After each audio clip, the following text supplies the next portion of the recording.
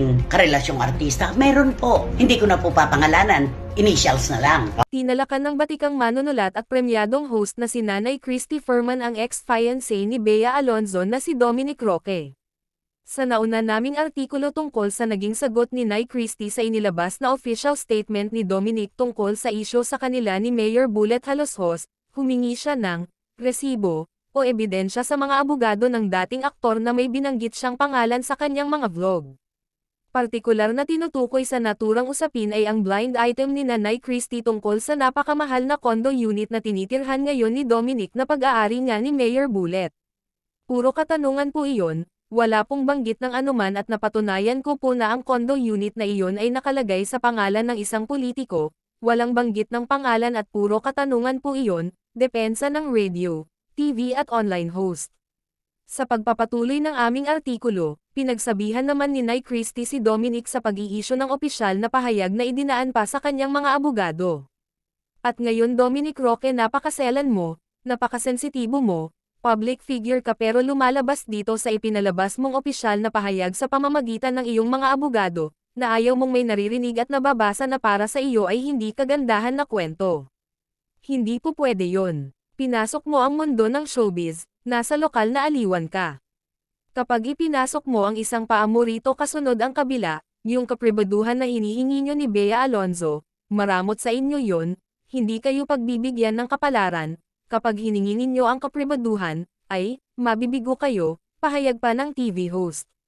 Unang-una public figures kayo, huwag na nating gamitin ang public property kasi may sariling buhay kayo, pero figure kayo ng showbiz, anumang nangyayari sa buhay nyo ay para kayong isda sa aquarium, tinatitigan kayo. Bawat paling ninyo, bawat galaw ninyo mapapansin, lalo na si Bea Alonzo, ikaw Dominic hindi ka pa nga gaanong sikat. Ang totoo, kuminang ang pangalan mo dahil kay Bea Alonzo, magpakatotoo tayo, hindi ako magtatago sa ilalim ng carpet. Kuminang ang pangalan mo dahil kay Bea, tapos ikaw pa ang magiging ganito kaselan. Ganito ka-inosente, ganito kapili ng mga gusto lang marinig at mabasa. Unang-una walang mali siya Dominic, ipinagtatanggol ka pa namin.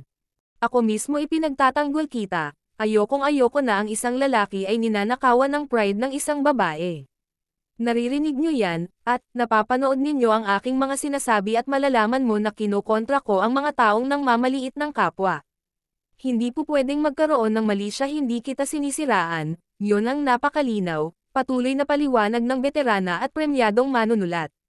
Nabanggit din ni Nay Christy na kinokontra rin niya ang bashers na nang mamaliit kay Dominic dahil mas lamang si Bea pagdating sa estado sa buhay, kaya sabi ng host, lagi kong ipinagtatanggol ang iyong estado sa buhay na hindi pera ang simula at wakas ng isang relasyon. Hindi pera ang barometro ang kaligayahan ng magiging mag-asawa. Kung meron mang pera ang babae at wala ang lalaki, tatanggapin niya dapat yon yung kakulangan at kalabisan ng kanyang minamahal, tanggap niya dapat yan dahil ang libro ng pag-iibigan ay hindi nagtatago ng mga kapintasan at mga kakulangan, sabi pa. Inamin din ni Nay Christy na sa lahat ng laban ni Bea ay kasama siya at may hawak siyang armas para ipagtanggol ang aktres dahil alam niyang nasa tama ito at hindi siya kakampi sa mali. Going back to ex-Congressman Bong Suntay at Mayor Bullet Haloshos na nagpa-interview ay naku-question na nga ang kanilang kasarian. Kaya si Dominic ay nanghingi ng paumanhin kay Mayor Bullet at sa pamilya nito dahil nadamay pa sila sa malisyosong isyu. Nasaan po ang pangalan ni Mayor Bullet Haloshos mula ng aking salatin ang kwento tungkol sa hiwalayang Bea at Dominic Roque? Walang-wala silang maituturo, diin ulit ni Nay Christy.